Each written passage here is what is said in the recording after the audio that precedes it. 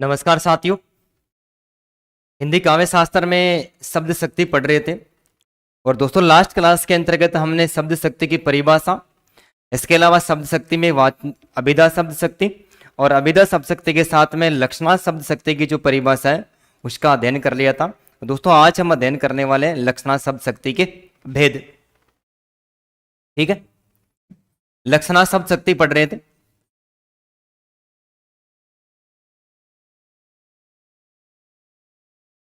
परिभाषा में हमने पढ़ा था कि वाक्य में प्रयोग करने के बाद में यदि किसी शब्द का मूल अर्थ, शब्दकोशीय अर्थ, वास्तविक अर्थ और लोक प्रचलित जो अर्थ है वो ग्रहण करने में बाधा उत्पन्न होती है। क्या होती है? ग्रहण करने में बाधा उत्पन्न होती है। लक्षणों के आधार पर यदि कोई अन्य अर्थ ग्रहण किया जाता है तो वहां पर वो लक्षणा शब्द शक्ति मानी जाती है। लक्षणा शब्द शक्ति के द्वारा जो प्रकट किया गया जो अर्थ है उसको लक्ष्यार्थ, अन्यार्थ या फिर आरोपितार्थ के नाम से जाना जाता है। और इसके बाद में हम पढ़ रहे थे लक्षणा शब्द शक्ति के भेद।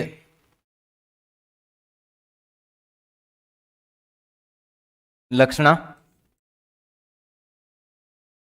शब्द शक्ति के भेद। और लक्षणा शब्द शक्ति के भेद में दोस्तों हमने वर्गीकरण पढ़ा था, जिसमें लक्षणा शब्द शक्ति के हमने मुख्य रूप से दो भेद स्वीकार किए थे, जिसमें एक रूढ़ा लक्षणा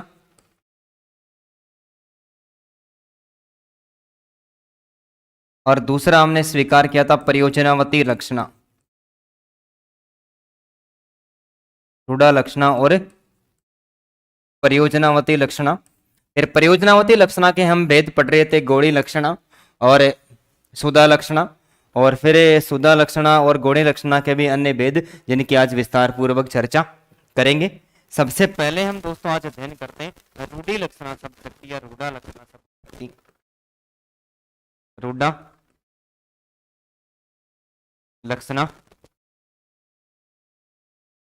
शब्द शक्ति, रूढ़ा लक्षणा शब्द शक्ति। और दोस्तों सबसे पहले हम पढ़ते हैं रूढ़ा लक्षणा शब्द शक्ति की परिभाषा। और परिभाषा पढ़ने को मिलती है कि जब किसी शब्द का वाक्य में प्रयोग किए जाने पर, जब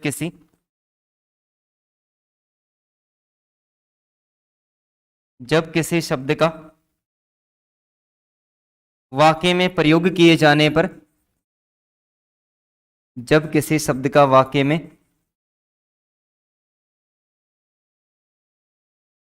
प्रयोग किए जाने पर प्रत्येक स्थान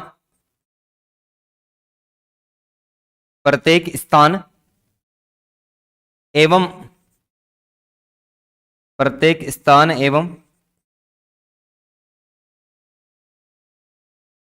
प्रत्येक अवसर पर,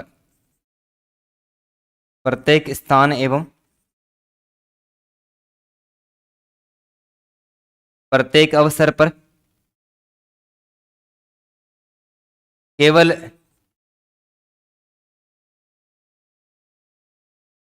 लाक्षणिक अर्थ को ही प्रकट करता है।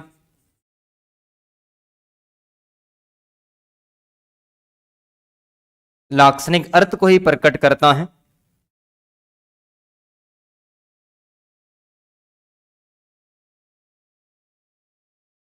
तो वहां रूढ़ा लक्षणा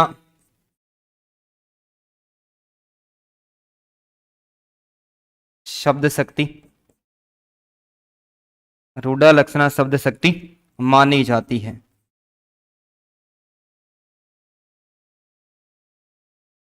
ठीक है दोस्तों, यहां पर हमें याद करना है कि कोई भी शब्द, सारा खेल एक शब्द का ही है और उस शब्द की शक्ति के द्वारा इस शब्द शक्ति का आकलन किया जा रहा है। तो किसी शब्द का वाक्य में प्रयोग करेंगे तो दोस्तों रूढ़ा लक्षणा शब्द शक्ति के अंतर्गत हमने पहचान याद रखनी है कि प्रत्येक स्थान पर और प्रत्येक अवसर पर, प्रत्येक स्थान और प्रत्येक अवसर पर केवल लाक्षणिक अर्थ को ही प्रकट करता है। वो शब्द क्या करता है? केवल लाक्षणिक अर्थ को ही प्रकट करता है, तो वहां पर रूढ़ा लक्षणा शब्द शक्ति मानी जाती है। इसके अलावा हमें यहां पर एक विशेष बात याद रखनी है, और विशेष बात याद ये रखनी है कि जब किसी वाक्य के अंतर्गत, जब किसी वाक्य के अंतर्गत जब किसी वाक्य के अंतर्गत मुहावरे का प्रयोग होता है, मुहावरे का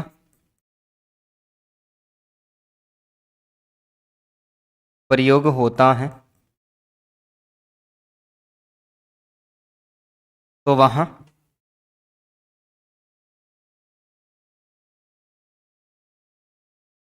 रूढ़ा लक्षणा शब्द शक्ति मानी जाती है। रूढ़ा लक्षणा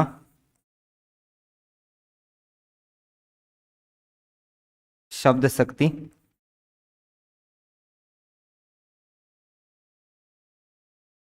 मानी जाती है।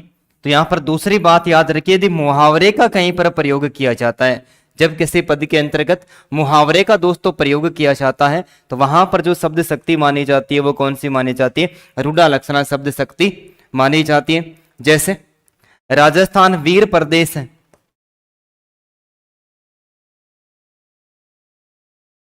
राजस्थान वीर प्रदेश है। यहां पर राजस्थान के जो पुरुष थे वो वीर थे, इसलिए यहां पर दोस्तों लाक्षणिक अर्थ प्रकट हो रहा है। लक्षणों के आधार पर मुख्य अर्थ से भिन्न लक्ष्यार्थ प्रकट हो रहा है कि राजस्थान की जो भूमि है वो वीरों की भूमि है। कैसी भूमि है? राजस्थान की भूमि है वो वीरों की भूमि है, इसलिए राजस्थान को यहां पर वीर प्रदेश कहा गया है। तो यहां पर ये राजस्थान वीर प्रदेश है, ये राजस्थान के वीर पुरुषों के लिए आया है, तो यहां पर लाक्षणिक अर्थ है। अब इसका अन्य स्थान पर भी प्रयोग करेंगे तो वो लाक्षणिक अर्थ कोई प्रकट कर रहा है, तो यहां पर रूढ़ि लक्षणा शब्द शक्ति। पंजाब तो शेर है,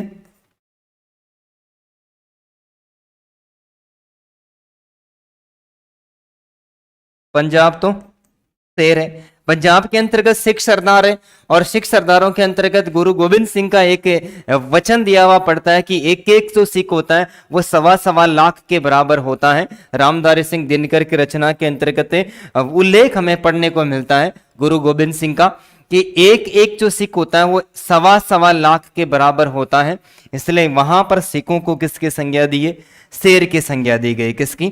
शेर की संज्ञा दी गई। तो यहां पर भी जो अर्थ प्रकट हो रहा है वो दोस्तों कौन सा हो रहा है? लाक्षणिक अर्थ प्रकट हो रहा है। इसके अलावा देखो, पुलिस को देखकर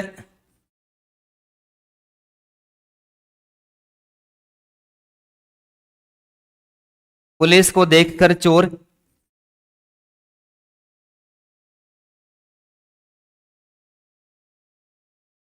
पुलिस को देखकर चोर 9-2-11 हो गया। अब 9-2-11 दोस्तों मुहावरा है।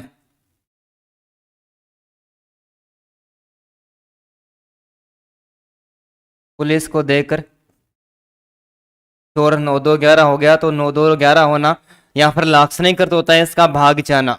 9-2-11 होना का लाक्षणिक अर्थ हर बार ये क्या प्रकट होगा? भाग जाना। इसके अलावा आपकी बात जो 10th की एग्जाम लगी थी वहां पर एक प्रश्न पूछा गया था कि नक्षत्र हवा से बातें कर रहा है, नक्षत्र हवा से बातें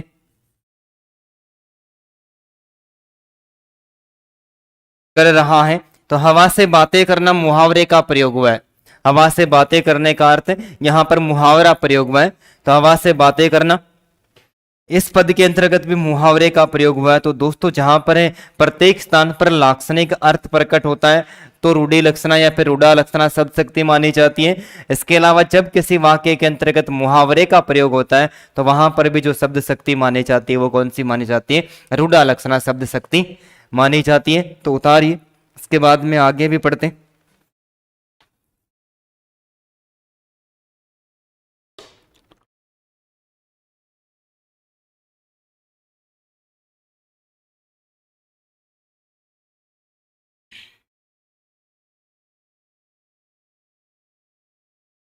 प्रयोजनावती लक्षणा शब्द शक्ति,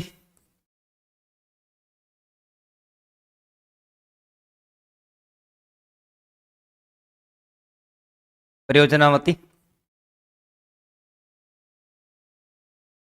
लक्षणा शब्द शक्ति।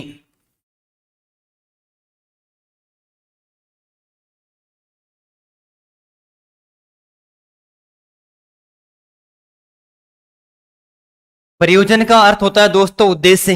प्रयोजन का अर्थ क्या होता है? उद्देश्य। तो परिभाषा पढ़ने को मिलती है कि जहां किसी विशेष उद्देश्य के लिए, जहां किसी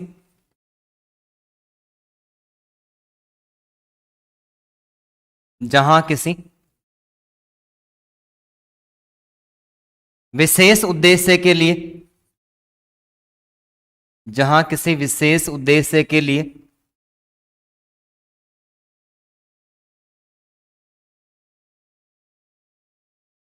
मुख्य अर्थ से भिन्न,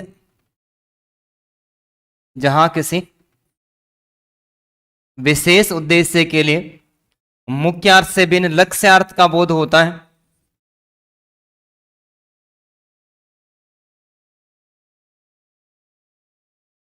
लक्ष्यार्थ का बोध होता है,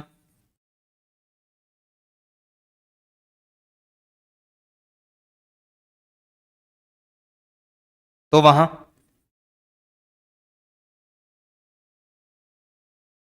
प्रयोजनावती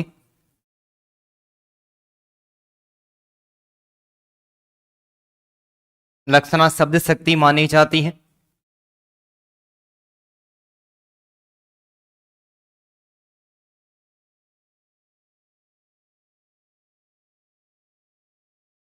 जब किसी विशेष उद्देश्य के लिए, किसके लिए दोस्तों? जब किसी पद में विशेष उद्देश्य के लिए मुख्यार्थ से भिन्न किसका बोध होता है? मुख्यार्थ से भिन्न लक्ष्यार्थ का बोध होता है। मुख्यार्थ से भिन्न लक्ष्यार्थ का बोध होता है, तो वहां पर जो शब्द शक्ति मानी जाती है वो कौन सी मानी जाती है? प्रयोजनावती लक्षणा शब्द शक्ति मानी जाती है। क्योंकि दोस्तों प्रयोजन का शाब्दिक अर्थ ही क्या होता है? प्रयोजन का शाब्दिक अर्थ ही उद्देश्य होता है। इसके अलावा हमें परिभाषा पढ़ने को मिलती है अथवा। जब कोई शब्द अथवा, जब कोई शब्द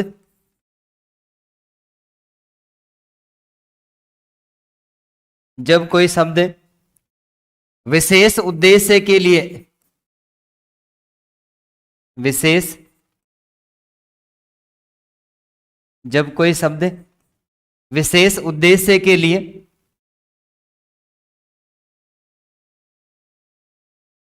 लक्ष्यार्थ को प्रकट करने लगता है, विशेष उद्देश्य के लिए लक्ष्यार्थ को प्रकट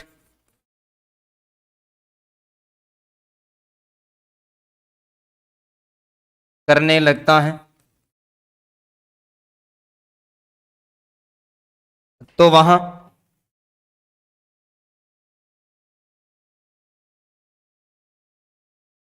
प्रयोजनावती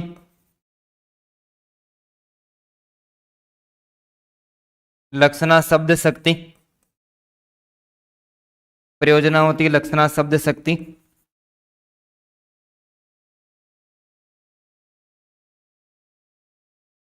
मानी जाती है। कि जब कोई शब्द विशेष उद्देश्य के लिए लक्ष्यार्थ को, यानी विशेष उद्देश्य, वो उद्देश्य वहां से हटा दिया जाता है तो लक्ष्यार्थ की प्राप्ति नहीं होगी दोस्तों। वहां से लक्ष्यार्थ को हटा दिया जाता है तो विशेष उद्देश्य के लिए लक्ष्यार्थ को प्रकट करने लगता है, तो वहां पर भी जो शब्द शक्ति मानी जाती है वो कौन सी मानी जाती है? प्रयोजनावती लक्षणा शब्द शक्ति मानी जाती है। जैसे पहचान के लिए जब कोई शब्द किसी स्थान विशेष पर अथवा अवसर विशेष पर लक्ष्यार्थ का बोध करवाता है, पहचान के लिए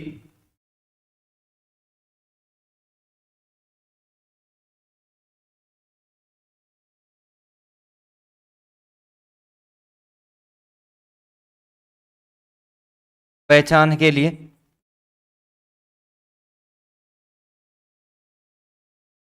यदि कोई शब्द, पहचान के लिए यदि कोई शब्द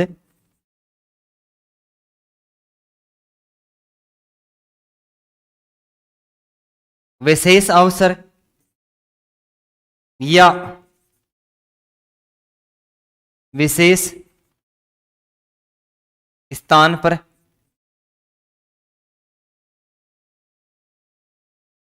लक्ष्यार्थ का बोध करवाता है, लक्ष्यार्थ का बोध करवाता है, परंतु अवसर या स्थान, अवसर या स्थान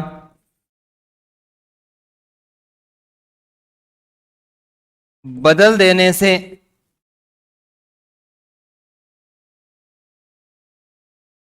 लक्ष्यार्थ की प्राप्ति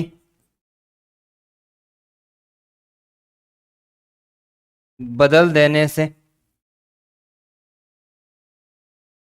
लक्ष्यार्थ की प्राप्ति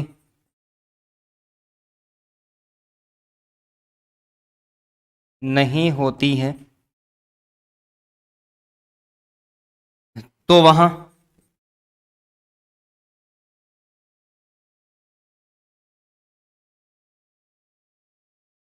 परियोजनावती लक्षणा शब्द शक्ति मानी जाती है। परियोजनावती लक्षणा शब्द शक्ति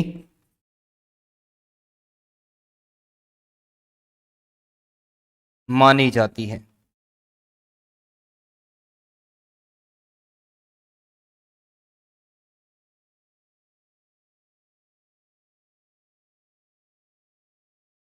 दोस्तों यहां पर प्रयोजनावती लक्षणा शब्द शक्ति के बारे में हमें तीन बातें पढ़ने को मिलती हैं कि जहां किसी विशेष प्रयोजन का शाब्दिक अर्थ क्या होता है दोस्तों, उद्देश्य होता है।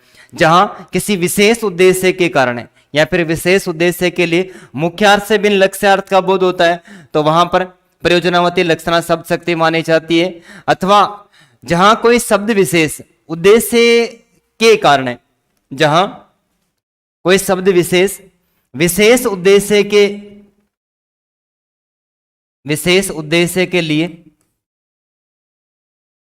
लक्ष्यार्थ को प्रकट करने लगता है, तो वहां पर प्रयोजनावती लक्षणा शब्द शक्ति मानी जाती है। या जब कोई शब्द पहचान करने के लिए क्या करना पड़ेगा दोस्तों, यदि विशेष उद्देश्य के लिए तो विशेष स्थान या विशेष अवसर पर लक्ष्यार्थ का बोध करवाएगा। यदि उसका स्थान और अवसर बदल देंगे तो लक्ष्यार्थ समाप्त हो जाएगा। अतः वहां पर प्रयोजनावती लक्षणा शब्द शक्ति नहीं मानी जाएगी। जैसे श्वेत दौड़ रहा है, श्वेत दौड़ रहा है, तो यहां पर किसी घुड़दौड़ प्रतियोगिता के समय, घुड़दौड़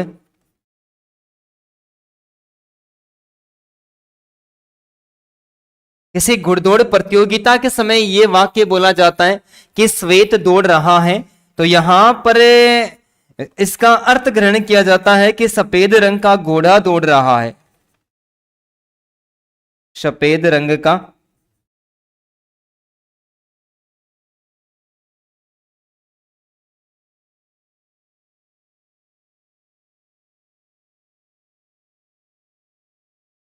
सफेद रंग का घोड़ा दौड़ रहा है।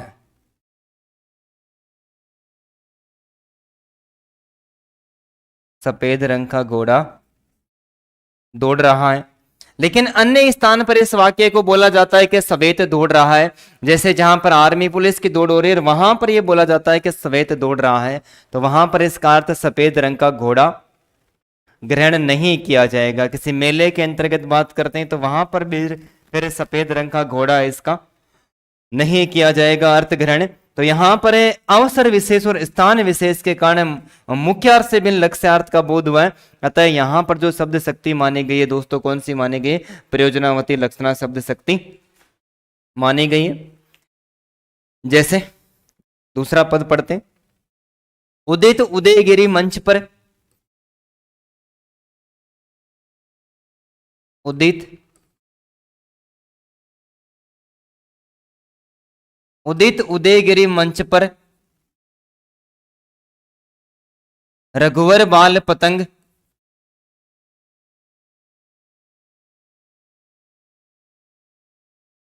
रघुवर बाल पतंग विकसे संत सरोज मन,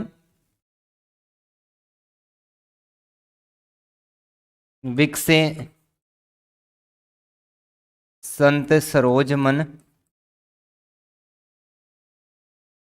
हर से लोचन भृंग, विकसे संत सरोज मन,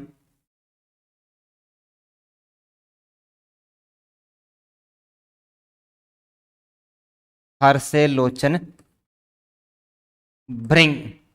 दोस्तों इस पद के अंतर्गत दो प्रकार के अर्थ प्रकट हो रहे हैं, लेकिन अवसर और स्थान बदल दिया जाता है, तब दोनों प्रकार के अर्थ वो प्रकट नहीं होने वाले हैं। जैसे यहां पर कवि ने उल्लेख किया बाल पतंग। दोस्तों बाल पतंग जो आया वो किसके लिए आया? वो सूर्य के लिए आया। बाल पतंग किसके लिए है? सूर्य। और सूर्य उदय होता है तो कवि उल्लेख करता है कि जब सूर्य उदय होता है और सूर्य उदय होने के बाद में जो उसकी किरणें वो उदयगिरी पर्वत पर पड़ती है। किस पर? उदयगिरी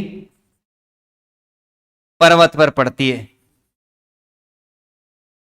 किस पर पड़ती है? उदयगिरी पर्वत पर पड़ती हैं। सूर्य उदय होता है और सूर्य उदय होने के बाद में दोस्तों उसकी किरणें उदयगिरी पर्वत पर पड़ती हैं। और इस उदयगिरी पर्वत का जो तलहटी वाला भाग है, उदयगिरी पर्वत का जो तलहटी वाला भाग है, और दोस्तों इस तलहटी वाले भाग में क्या है? यहां पर एक तालाब है। तलहटी वाले भाग में क्या है? तालाब है। जब सूर्यास्त होता है तो इस तालाब के अंतर्गत दोस्तों कमल की विशेषता होती है कि सूर्यास्त होता है तो सूर्यास्त होने के बाद में कमल है जो वो मुरझा जाता है उसकी पंखुड़ियां, और सूर्य उदय होता है तो सूर्य उदय होने के बाद में वो पंखुड़ियां वो वापस खिलने लग जाती है। वापस खिलने लग जाती है तो इसके अंतर्गत कमल खिलने लग जाता है। क्या खिलने लग जाता है? कमल है। वो कमल इस तालाब के अंतर्गत खिलने लग जाता है। और दोस्तों जो ही कमल इस तालाब के अंतर्गत खिलता है तो फिर भरमर, भरंग यानी भरमर, भरमर इस कमल के फूलों का रस पान करने के लिए इसे कमल के फूलों पर मंडराने लगता है कि सूर्य उदय होने के बाद में सूर्य की जो किरणें सीधी उदयगिरी पर्वत पर पड़ती है। उदित उदयगिरी मंच पर रघुवर बाल पतंग। सूर्य की किरणें, पतंगा सूर्य को खा गया, सूर्य की किरणें इस उदयगिरी पर्वत पर पड़ती हैं। तो पड़ने के बाद में दोस्तों यहां पर सरोज कमल का पर्यायवाची है, और भृंग किसको कहा गया? भ्रमर को कहा गया कि उदयगिरी पर्वत पर सूर्य की किरणें पड़ती हैं तो सूर्य की किरणें चमकते हुए दिखाई देती है। और वहां पर उसके तलवटी वाले भाग में जो तालाब है, तालाब के अंतर्गत दोस्तों कमल के फूल है वो विकसित होने लगते हैं और भ्रमर उस पर मंडराने लगते हैं। पहला अर्थ इसका यह ग्रहण किया जाता है। यहां पर दोस्तों उदयगिरी जो मंच है, उदयगिरी मंच है, इस उदयगिरी मंच को दूसरे अर्थ के अंतर्गत सीता का स्वयंवर मंच माना गया है। सीता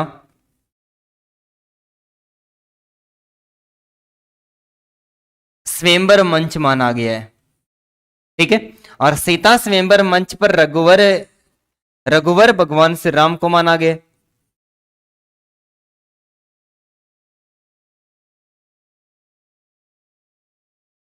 रघुवर किसको माना गया? भगवान श्री राम को माना गया। तो इस सीता स्वयंवर पर जब भगवान श्री राम उपस्थित होते हैं और धनुष को भंग करते हैं, और भंग करने के बाद में वहां पर उपस्थित जितने भी संत एवं सज्जन पुरुष थे, दोस्तों सज्जन पुरुष हैं, वो प्रसन्नता का अनुभव करने लगते हैं। किसका अनुभव? प्रसन्नता का अनुभव करने लगते हैं। तो यहां पर उदयगिरी मंच को यदि पर्वत नहीं माना जाएगा तो फिर सीता स्वयंवर को सीता का मंच भी नहीं माना जाएगा। तो यहां पर सीता स्वयंवर के समय यदि ये बात बोली जाती है तो वहां पर तो इसका लाक्षणिक अर्थ ग्रहण किया जाता है। क्या किया जाता है? लाक्षणिक अर्थ ग्रहण किया जाता है कि सीता स्वयंवर के प्रसंग के अनुसार यहां पर लक्ष्यार्थ की प्राप्ति होती है। लेकिन सीता स्वयंवर का प्रसंग बदल दिया जाता है तो यहां पर वास्तविक अर्थ ग्रहण नहीं किया जाता है। अतः यहां पर दोस्तों कौन सी शब्द शक्ति मानी गई? यहां पर प्रयोजनावती लक्षणा शब्द शक्ति मानी गई। इसके अलावा हमें पद पढ़ने को मिलता है कि आंख उठाकर देखा तो सामने कंकाल मात्र खड़ा था।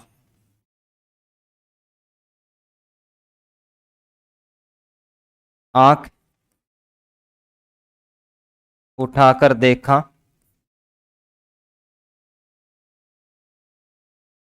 तो सामने कंकाल मात्र खड़ा था। कंकाल मात्र दोस्तों दुबला पतला शरीर वाला व्यक्ति, कंकाल मात्र यहाँ पर लाक्षणिक करते हैं। और ये किसी व्यक्ति विशेष के बारे में कहा गया है। किसके बारे में?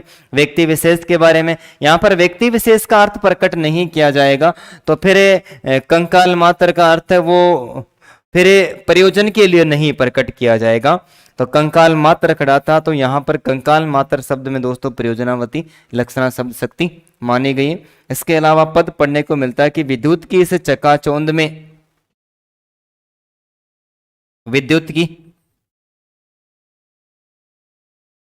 विद्युत की इस चकाचौंध में, विद्युत की इस चकाचौंध में देखे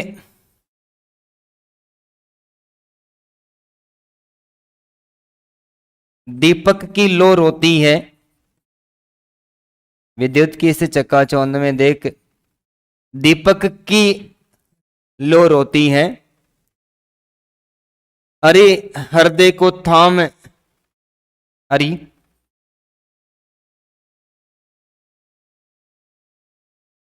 हृदय को थाम महल के लिए,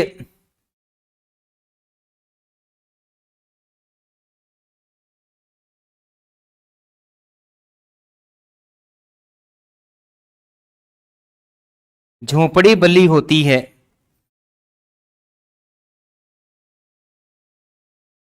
महल के लिए झोपड़ी बली होती है। तो दोस्तों यहाँ पर महल के लिए झोपड़ी बली होती है, यहाँ पर यदि इसका लाक्षणिक अर्थ प्रकट किया जाता है तो आसानी के साथ में प्राप्त हो जाता है। लेकिन महल के स्थान पर यदि घर कर दिया जाता है, घर के लिए झोपड़ी बली होती है, तो दोस्तों घर में तो झोपड़ियां ही होती हैं। तो यहाँ पर भी प्रयोजन विशेष के कारण ही लक्ष्यार्थ की प्राप्ति हुई है। अतः यहाँ पर जो शब्द शक्ति माने गई दोस्तों, कौन सी माने गई? प्रयोजनावती लक्षणा शब्द शक्ति माने गई है। तो इसको उतारिए, इसके बाद में पढ़ते हैं प्रयोजनावती लक्षणा शब्द शक्ति के भेद पढ़ते हैं दोस्तों।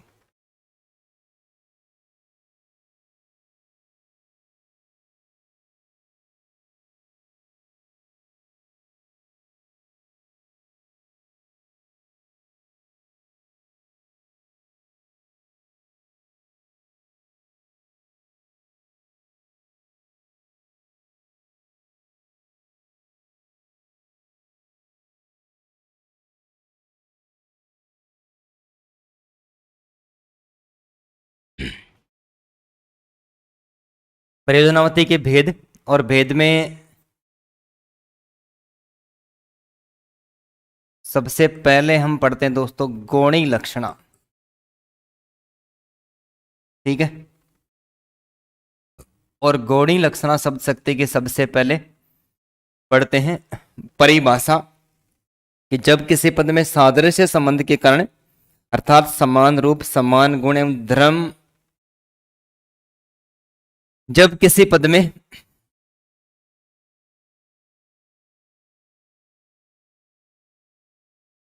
जब किसी पद में सादृश्यता संबंध के कारण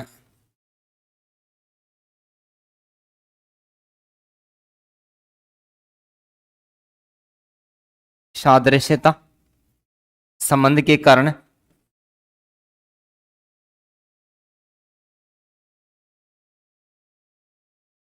सादृश्यता संबंध के कारण अर्थात समान रूप,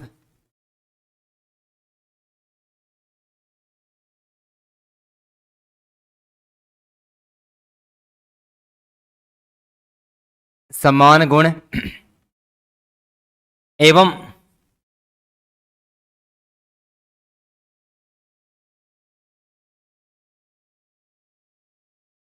समान धर्म के कारण लक्ष्यार्थ की प्राप्ति होती है। समान धर्म के कारण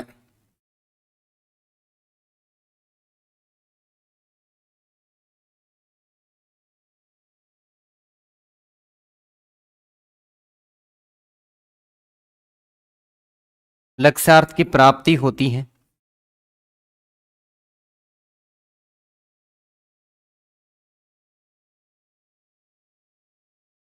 तो वहां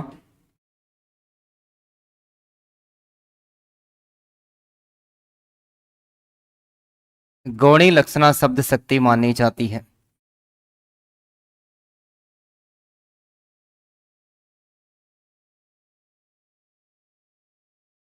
गौणी लक्षणा शब्द शक्ति मानी जाती है।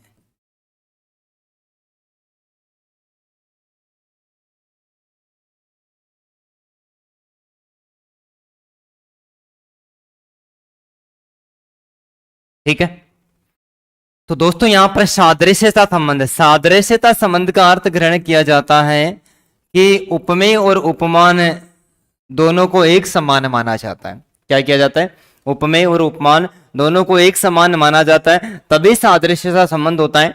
तो सादृश्यता संबंध के कारण अर्थात समान रूप, समान गुण एवं समान धर्म के कारण लक्ष्यार्थ की प्राप्ति होती है। तो वहां पर जो शब्द शक्ति मानी जाती है वो कौन सी मानी जाती है दोस्तों? वहां पर जो शब्द शक्ति मानी जाती है वो गौणी लक्षणा शब्द शक्ति मानी जाती है। जैसे इसमें हमें पद पढ़ने को मिलता है कि करती है दुख दूर सभी उनके मुख पंकज की सुधराई,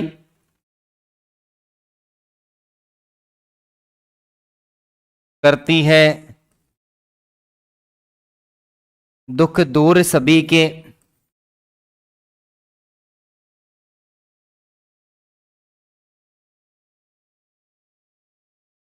उनके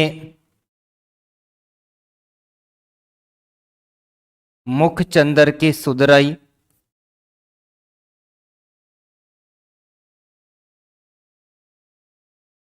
करती है दुख दूर सभी के उनके मुख चंदर की सुधराई, याद नहीं रहती दुख की देख के उनकी मुख जनुहाई,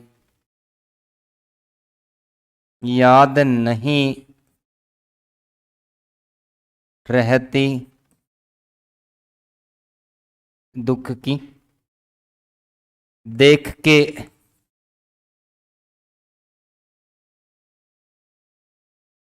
उनके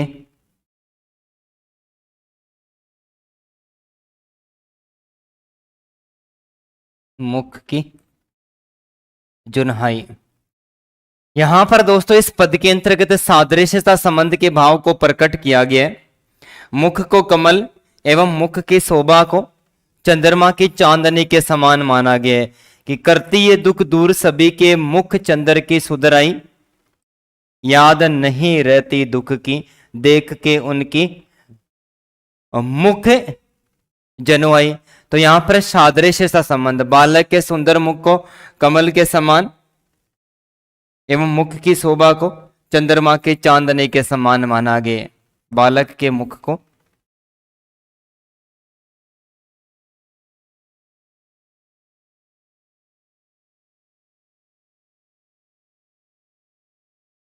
कमल के समान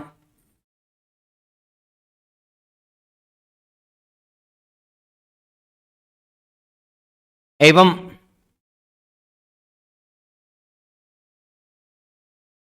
मुख की शोभा को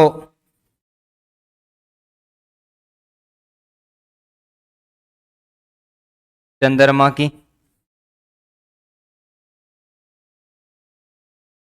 चांदनी के समान माना गया। तो यहां पर दोस्तों सादृश्यता संबंध का भाव प्रकट हुआ है। सादृश्यता का भाव, बालक के सुंदर मुख की समानता को कमल के समान माना गया और मुख की शोभा को चंद्रमा की चांदनी के समान माना गया। तो इस पद में दोस्तों सादृश्यता संबंध का भाव प्रकट हुआ है और सादृश्यता संबंध का भाव प्रकट होने के कारण यहाँ पर जो शब्द शक्ति मानी गई वो कौन सी मानी गई? गौणी लक्षणा शब्द शक्ति मानी गई। और पीछे ग्रेड की जो एग्जाम लगी थी उसके अंतर्गत जो शब्द शक्ति को लेकर प्रश्न पूछे गए थे दोस्तों, वहां पर शब्द शक्तियों की केवल परिभाषा ही पूछी गई थी। एक एक लाइन में चार चार शब्द शक्तियों की परिभाषा देकर पूछा गया था कि कौन सा कथन इसमें से असत्य है और कौन सा कथन सत्य है। इसके अलावा इसमें एक उदाहरण और पढ़ने को मिलता है कि नारी कुमुदनी अवधसर, नारी कुमुदनी अवध सर, रघुवर विनय दिनेश, रघुवर विरह है,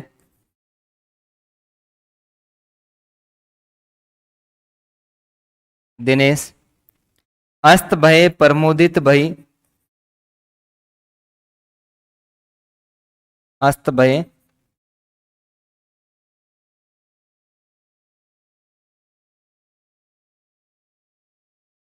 प्रमोदित भई,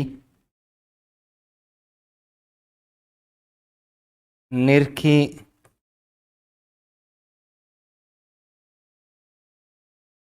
राम राकेश।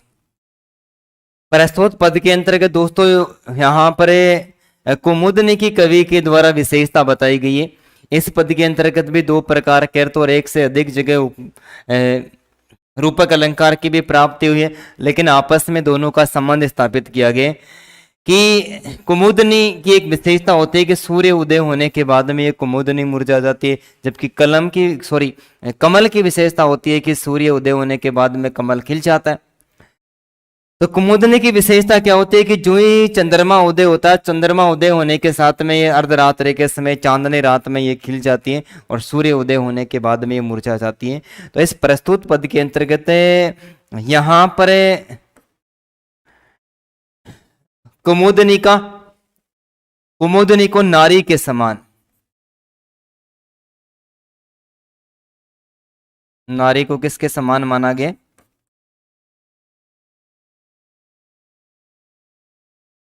नारी को कुमुदनी के समान। इसके अलावा अवध यानी अयोध्या, अयोध्या को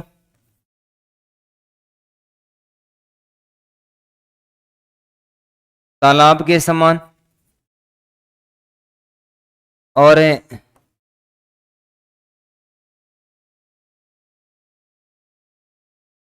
भगवान राम को यहां पर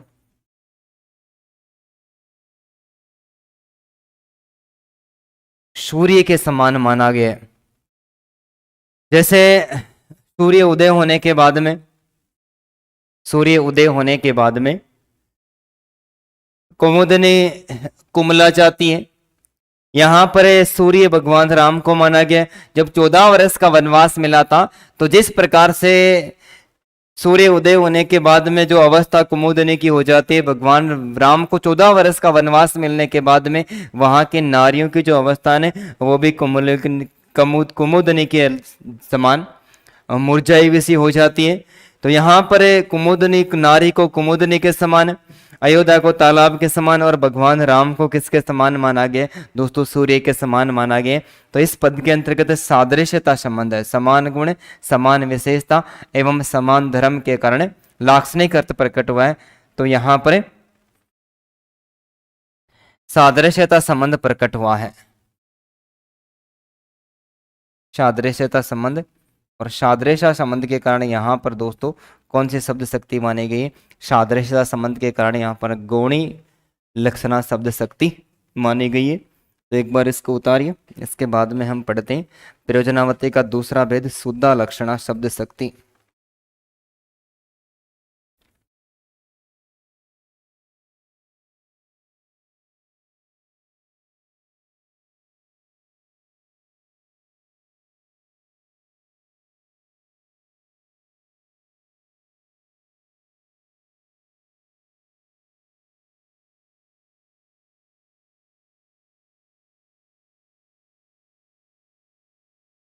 शुद्धा लक्षणा शब्द शक्ति।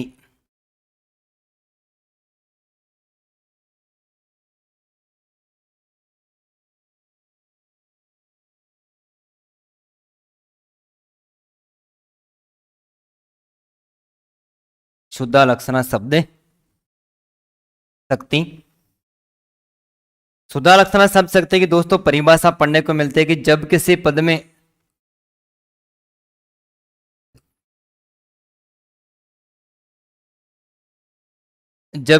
में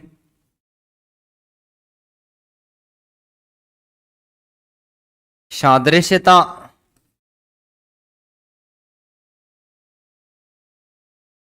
10 जब किसी पद में सादृश्यता संबंध को छोड़कर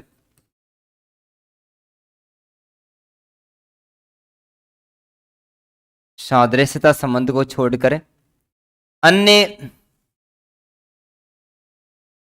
किसी संबंध के कारण सादृश्यता संबंध को छोड़कर अन्य किसी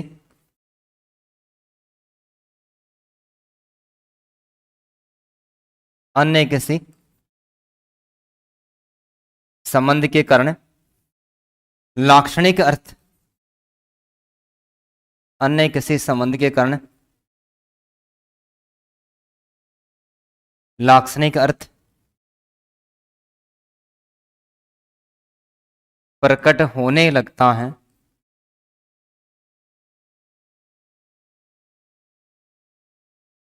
तो वहां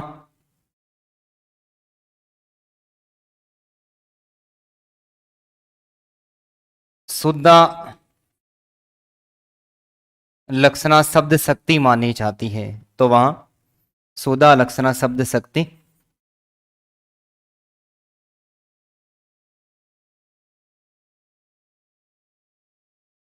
मानी जाती है। दोस्तों सादृश्यता संबंध के कारण यदि लक्ष्यार्थ की प्राप्ति होती है तो वहां पर तो गौणी लक्षणा, लेकिन सादृश्यता को छोड़कर, किसको छोड़कर? सादृश्यता संबंध को छोड़कर अन्य किसी संबंध के कारण, अन्य किसी संबंध के कारण लाक्षणिक अर्थ प्रकट होने लगता है, अन्य किसी संबंध के कारण लाक्षणिक अर्थ प्रकट होने लगता है तो वहां पर शुद्ध लक्षणा शब्द शक्ति मानी जाती है। और निम्नलिखित 5 आधार प्राप्त होने पर, कितने आधार? निम्नलिखित 5 आधार प्राप्त होने के कारण शुद्ध लक्षणा शब्द शक्ति मानी जाती है। 5 प्रकार के संबंध, जैसे पहला आधार आदेश संबंध, आधार आदेश संबंध, सामीप्य संबंध,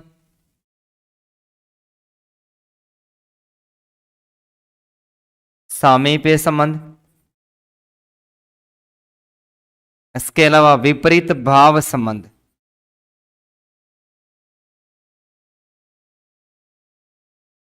विपरीत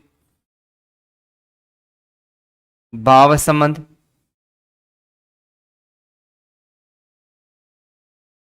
कार्य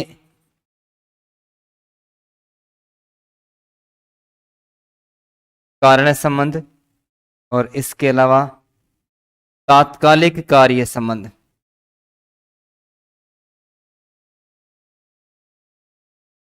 तात्कालिक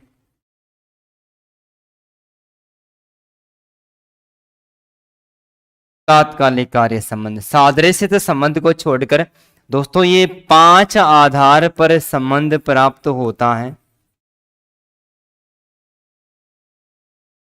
5 आधार पर, आधार आदेश संबंध, सामीप्य संबंध, विपरीत भाव संबंध, कार्य कारण संबंध और तात्कालिक कार्य से संबंधित कोई सादृश्यता संबंध प्रकट होता है।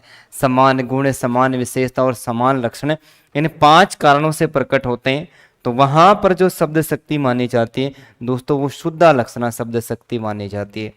कौन सी मानी जाती है? शुद्ध लक्षणा शब्द शक्ति मानी जाती है।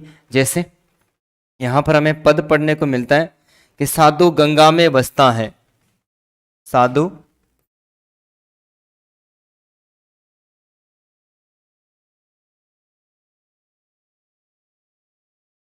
गंगा में बसता है।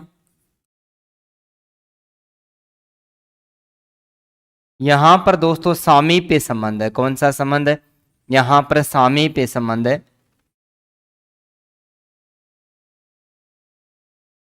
सामीप्य संबंध का मतलब है साधु गंगा के समीप बसता है। यहां पर जो लक्ष्यार्थ प्राप्त हुआ है वो प्राप्त हुआ है साधु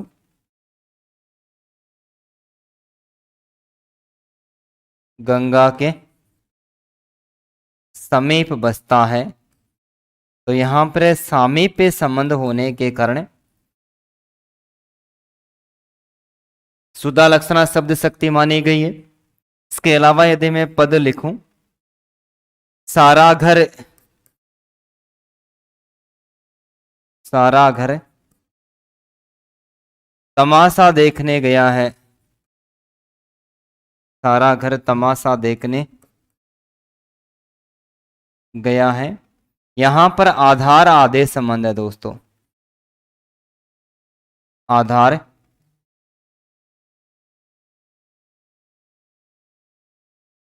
आदेश संबंध है। यहां पर सारा घर का अर्थ, लक्ष्यार्थ यहां पर घर के सारे लोग ग्रहण किए जाते हैं।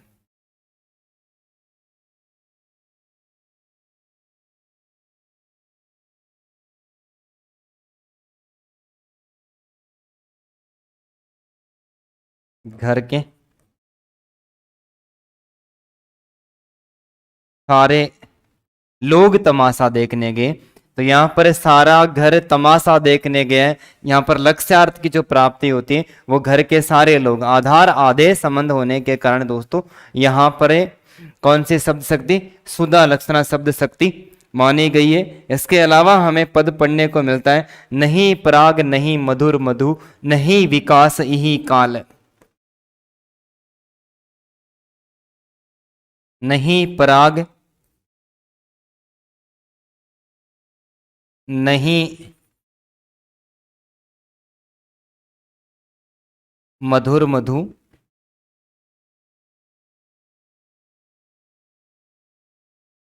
नहीं विकास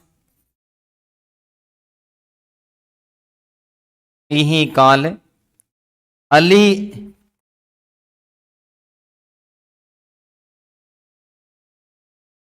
कली सो हो बंदो,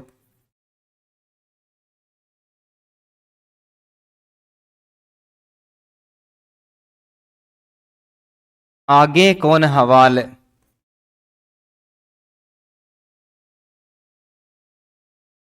अली कली सो बंदो, आगे कौन हवाल।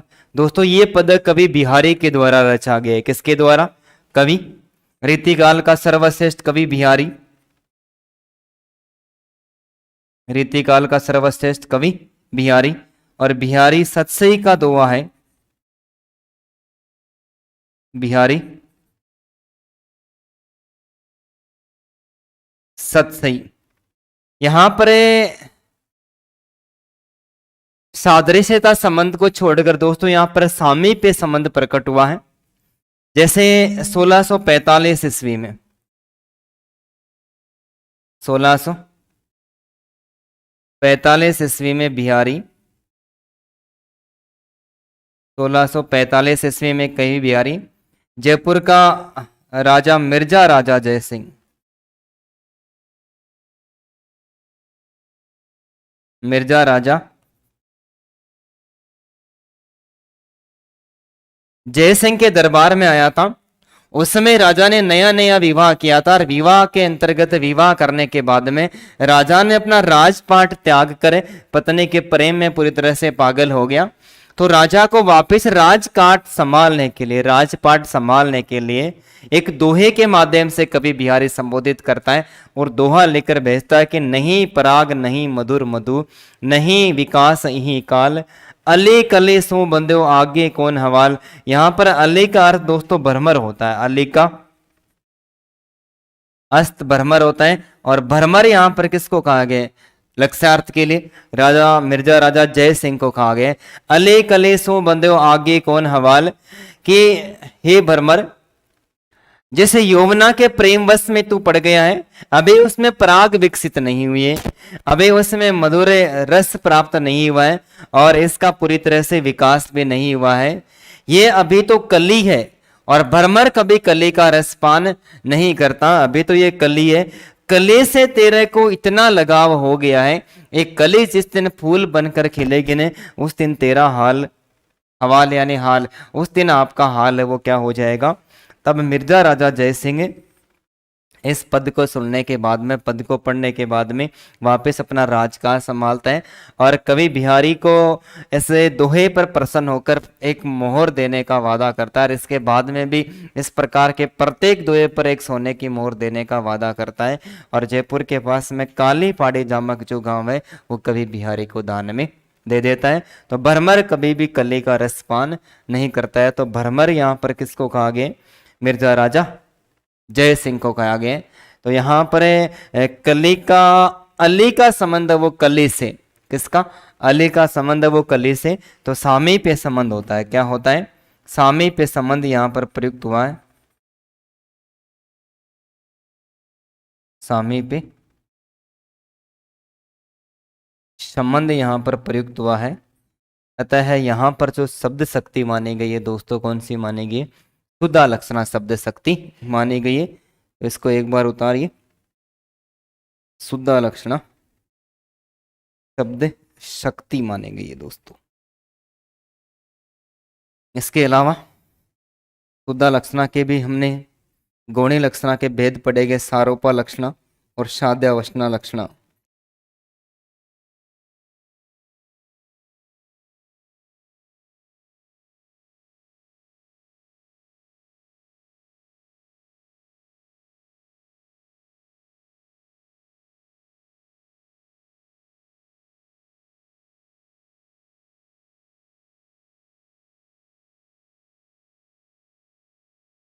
आरोपा लक्षणा शब्द शक्ति।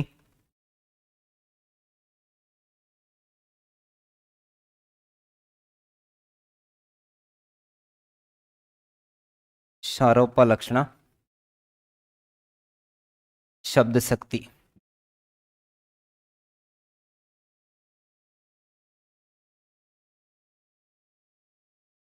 सारोपा लक्षणा शब्द शक्ति।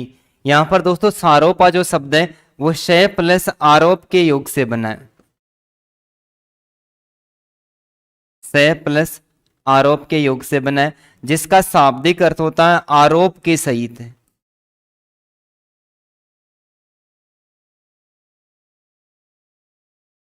जिसका शाब्दिक अर्थ क्या होता है दोस्तों? आरोप के सहित। सारोपा शब्द है वो सय प्लस आरोप के योग से बना है। किसके योग से बना है? सय प्लस आरोप के योग से बना है, जिसका शाब्दिक अर्थ होता है आरोप के सहित। अर्थात यदि किसी पद में उपमेय उपमान दोनों का प्रयोग करके, यदि किसी पद में, अर्थात यदि किसी पद में,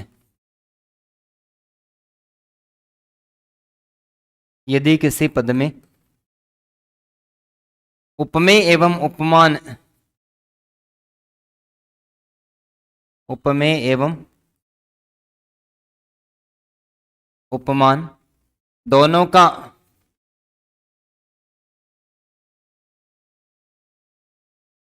उपमेय एवं उपमान दोनों का प्रयोग करके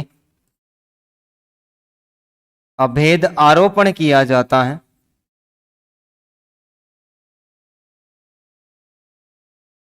अभेद आरोपण किया जाता है,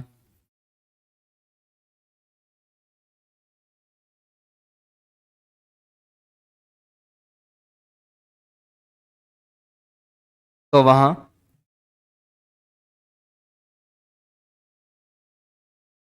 सारोपा लक्षणा शब्द शक्ति मानी जाती है।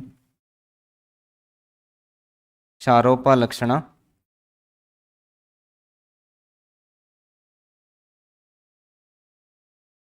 शब्द शक्ति मानी जाती है। सारोपा लक्षणा शब्द शक्ति मानी जाती है। अर्थात, अर्थात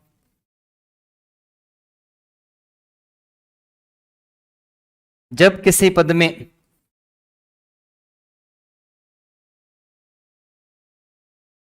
जब किसी पद में रूपक अलंकार की, जब किसी पद में रूपक अलंकार की प्राप्ति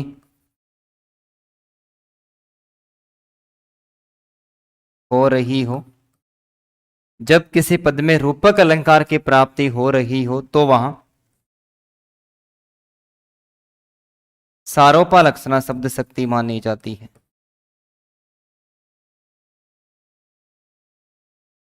सारोपा लक्षणा शब्द शक्ति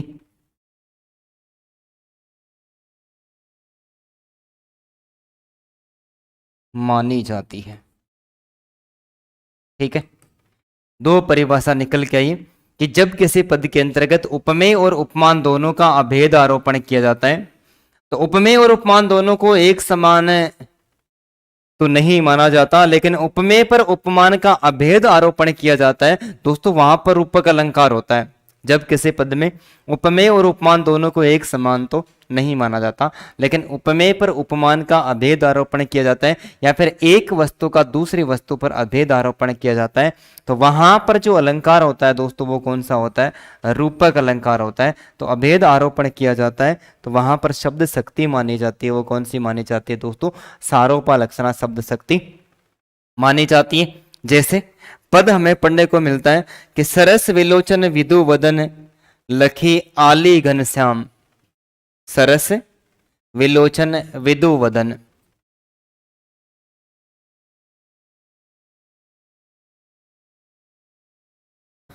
सरस विलोचन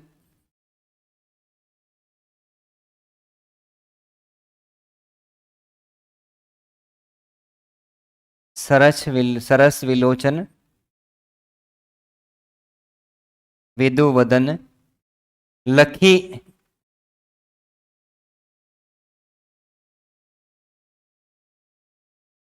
आले घनश्याम।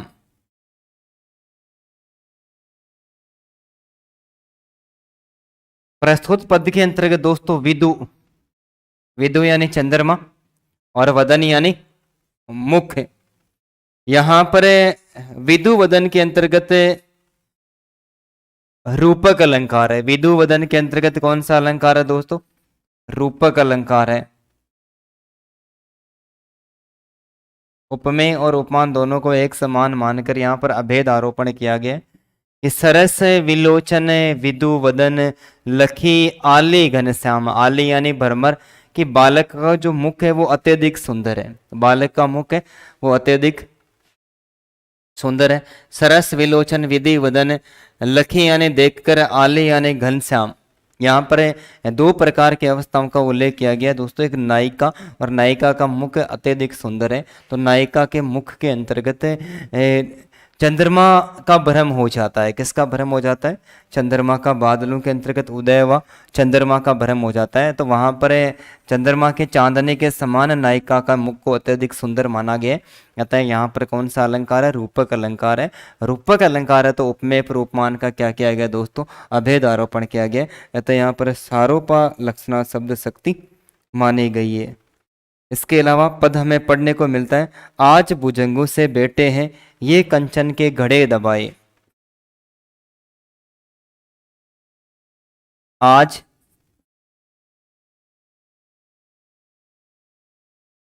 भुजंगों से बैठे हैं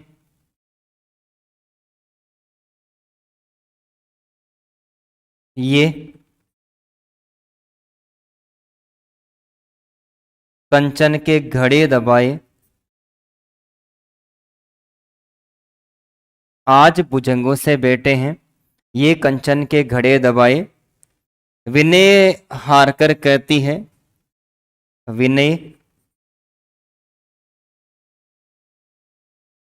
हारकर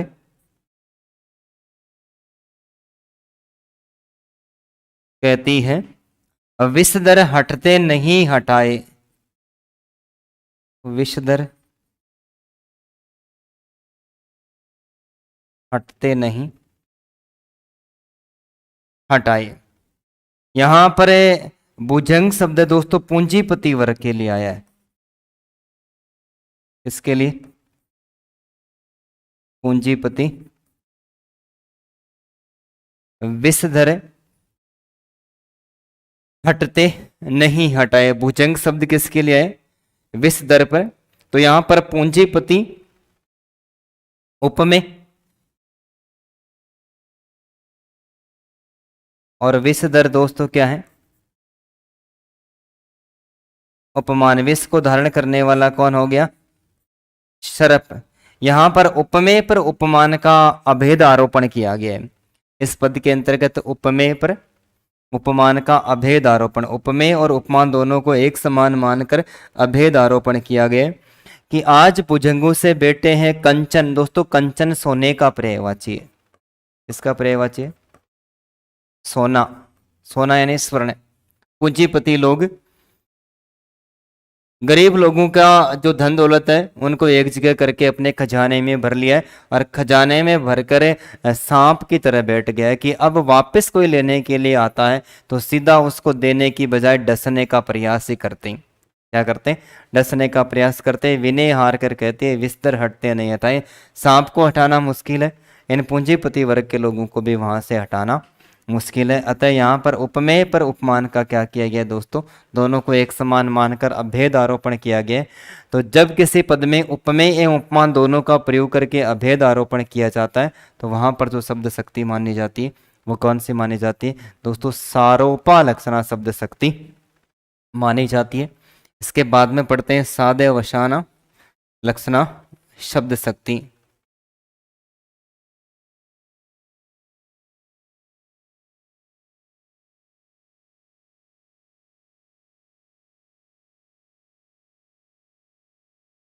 साध्य अवसाना लक्षणा शब्द शक्ति और साध्य अवसाना शब्द शक्ति के अंतर्गत दोस्तों परिभाषा पढ़ते हैं।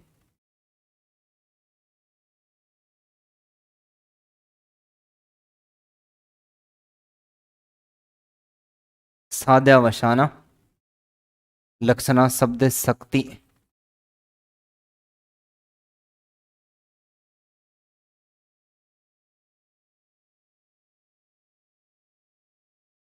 साध्य अवसाना लक्षणा शब्द शक्ति। परिभाषा हमें पढ़ने को मिलती है कि जब किसी पद में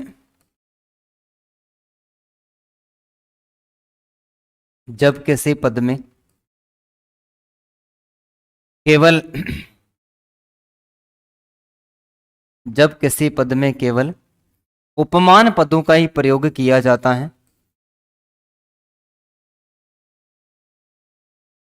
उपमान पदों का ही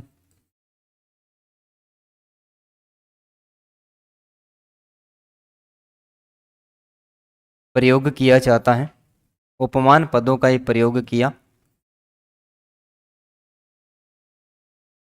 जाता है, अर्थात लक्ष्यार्थ की प्राप्ति के लिए लक्ष्यार्थ की प्राप्ति के लिए लक्ष्यार्थ की प्राप्ति के लिए उपमेय को लक्ष्यार्थ की प्राप्ति के लिए उपमेय को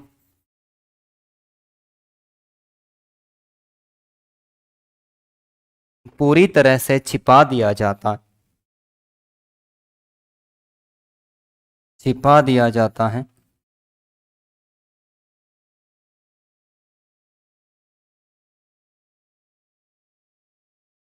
तो वहां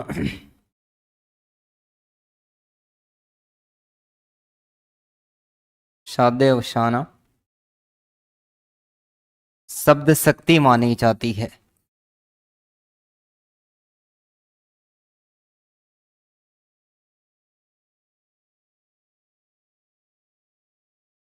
तो वहां सादे वसाना शब्द शक्ति मानी जाती है। दोस्तों उपमेय और उपमान दोनों का अभेद आरोपण किया जाता है तो वहां पर सारोपा लक्षणा, लेकिन केवल ही उपमान पदों का प्रयोग किया जाता है और लक्ष्य की प्राप्ति के लिए लक्ष्यार्थ की प्राप्ति के लिए उपमेय को पूरी तरह से छिपा दिया जाता है। वहां पर जो शब्द शक्ति मानी जाती है दोस्तों वो कौन सी मानी जाती है? सादे अवसाना शब्द शक्ति मानी जाती है। कहने का तात्पर्य ये कि इन सादे वसना शब्द शक्ति के अंतर्गत जो उदाहरण प्रयुक्त होंगे उनके अंतर्गत दोस्तों केवल और केवल हमें उपमान ही मिलेगा, उपमेय पदों का वहां पर प्रयोग बिल्कुल भी नहीं मिलेगा। जैसे कनक लता पर चंद्रमा धरे धनुष है बाण,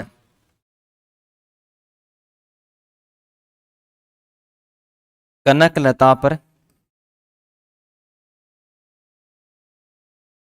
चंद्रमा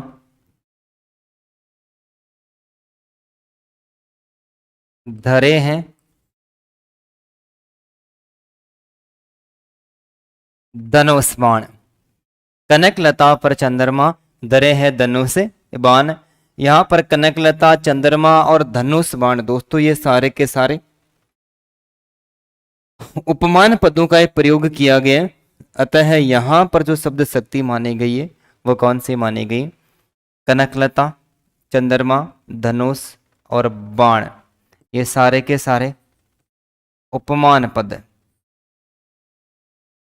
तो यहाँ पर उपमान पदों का प्रयोग किया गया है। अतः यहाँ पर जो शब्द शक्ति मानी गई है दोस्तों कौन सी मानी गई है?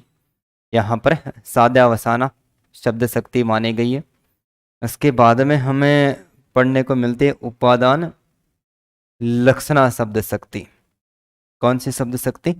उपादान लक्षणा शब्द शक्ति, जिसको अछेत स्वार्था भी कहते हैं। उपादान लक्षणा शब्द शक्ति।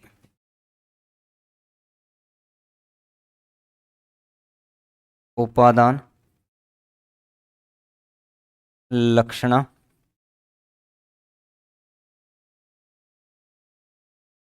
शब्द शक्ति। दोस्तों उपादान लक्षणा शब्द शक्ति को अजहत स्वार्था शब्द शक्ति भी कहते हैं। यहां पर परिभाषा पूछी गई थी ग्रेड फर्स्ट में। अजहत स्वार्था शब्द शक्ति भी कहते हैं। यहां पर ए का अर्थ होता है नहीं और जहत का अर्थ होता है त्यागना। स्व का अर्थ होता है अपना और अर्थ का अर्थ होता है अर्थ। ए का अर्थ होता है नहीं, अर्था अर्था का अर्थ होता है अर्थ। ए का अर्थ नहीं, जहत का अर्थ त्यागना, स्व का मतलब अपना और अर्था यानी अर्थ। अर्थात जब किसी पद में लाक्षणिक अर्थ ग्रहण किए जाने पर मुख्य अर्थ लुप्त नहीं होकर साथ में जुड़ा हुआ रहता है। कि जब किसी पद में परिभाषा में पढ़ने को मिलती है कि जब किसी पद में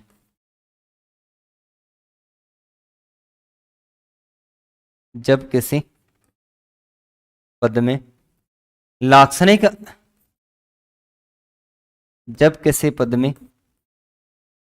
लाक्षणिक अर्थ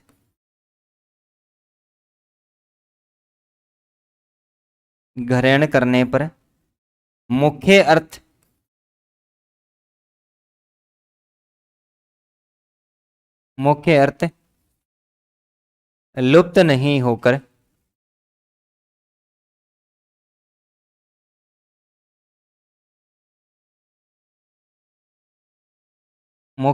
लुप्त नहीं होकर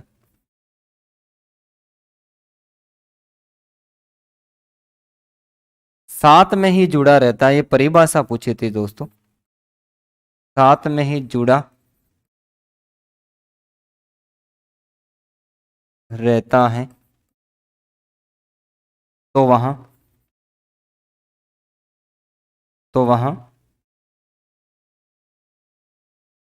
उपादान लक्षणा शब्द शक्ति माननी चाहती है। उपादान लक्षणा शब्द शक्ति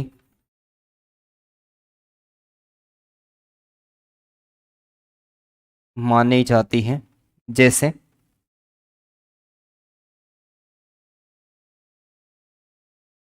ये झंडे कहाँ जा रहे हैं? ये झंडे कहाँ जा रहे हैं? तो यहाँ पर जो झंडा शब्द आया दोस्तों इसमें लाक्षणिक अर्थ है। झंडे शब्द का अर्थ है झंडेधारी लोग।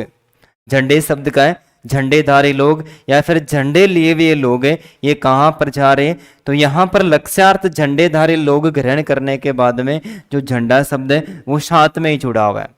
झंडा शब्द है वो साथ में ही जुड़ा हुआ है। अतः यहाँ पर उपादान लक्षणा शब्द शक्ति मानी गई है। इसके अलावा जैसे लाल पगड़ी आ रही है, लाल पगड़ी आ रही है।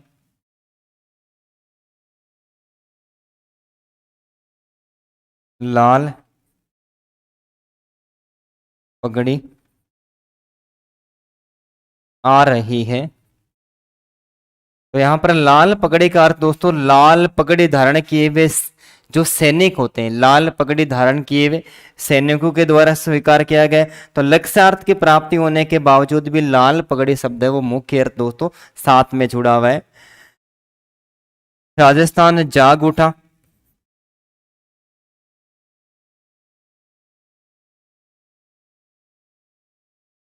राजस्थान जाग उठा। तो राजस्थान के जो लोग हैं वो जाग उठे क्रांति करने के लिए। राजस्थान के, सीधा राज्य लिख दिया।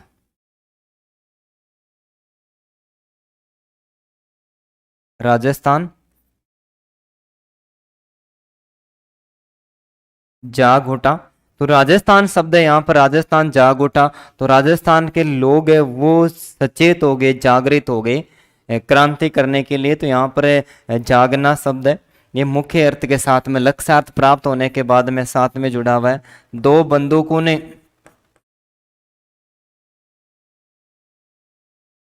दो बंदूकों, दो बंदूकों ने सारा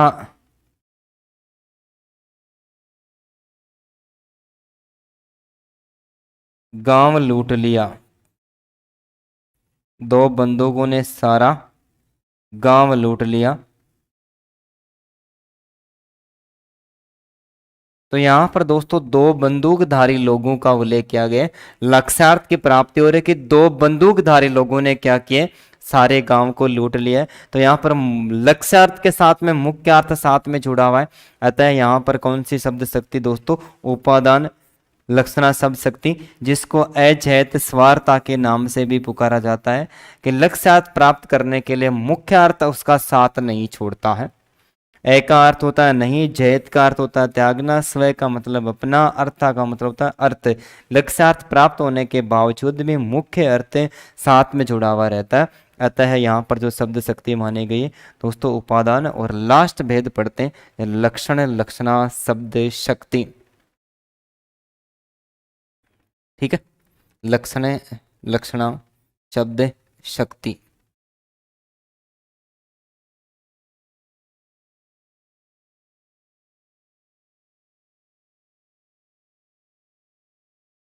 लक्षण लक्षणा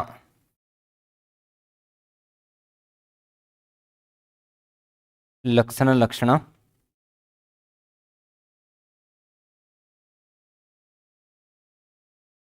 शब्द शक्ति।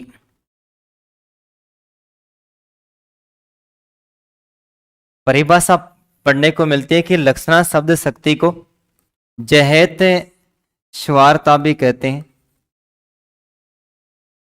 लक्षणा शब्द शक्ति को जहत स्वारता शब्द शक्ति भी कहते हैं।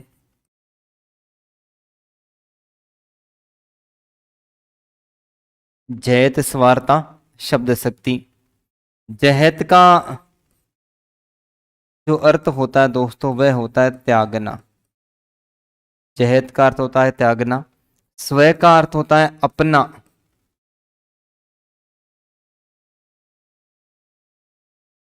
और अर्था का अर्थ होता है अर्थ। अर्था का अर्थ क्या होता है, अर्थ। अर्थात परिभाषा पढ़ने को हमें मिलती है कि जब किसी पद में, जब किसी पद में लाक्षणिक अर्थ ग्रहण करने पर, परिभाषा क्या पढ़ने को मिलती है, जब किसी पद में,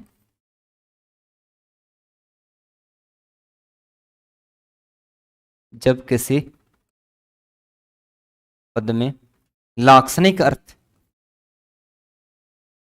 जब किसी पद में लाक्षणिक अर्थ ग्रहण करने पर, लाक्षणिक अर्थ ग्रहण, जब किसी पद में लाक्षणिक अर्थ ग्रहण करने पर मुख्य अर्थ पूर्णतया लुप्त हो जाता है। मुख्य अर्थ पूर्णतया लुप्त हो जाता है। तो वहां लक्षण लक्षणा शब्द शक्ति मानी जाती है। लक्षण लक्षणा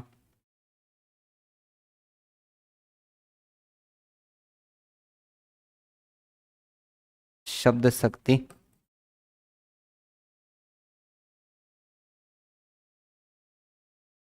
मानी जाती है।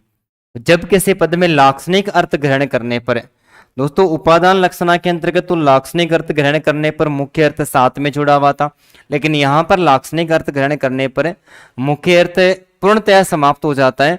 तो वहां पर लक्षण लक्षणा शब्द शक्ति मानी जाती है। कौन सी? लक्षण शब्द शक्ति। जैसे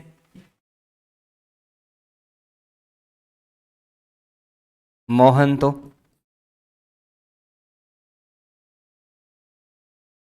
गधा है,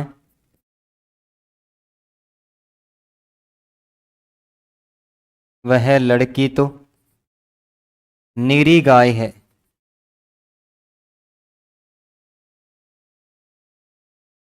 तो यहां पर जो लाक्षणिक करते हैं, गधा का मूर्ख और नीरी गाय का जो अर्थ है वो सीधा सरल स्वभाव ग्रहण किया जाता है। सीधा सरल स्वभाव ग्रहण किया गया है। अतः लक्ष्यार्थ ग्रहण करने पर मुख्यार्थ पूरी तरह से लुप्त हो गया है। गधा का मूर्ख और नीरी गाय का सीधा सरल स्वभाव, जब लक्ष्यार्थ की प्राप्ति हुई तो मुख्यार्थ एकदम से समाप्त हो गया। अतः यहाँ पर जो शब्द शक्ति मानी गई दोस्तों, कौन सी मानी गई? यहाँ पर लक्षण लक्षणा शब्द शक्ति मानी गई है। तो इस आधार पर हमने लक्षणा शब्द शक्ति के भेद पूर्ण रूप से पढ़ लिए और नेक्स्ट क्लास में चर्चा करते हैं व्यंजना शब्द शक्ति की। तब तक के लिए धन्यवाद दोस्तों।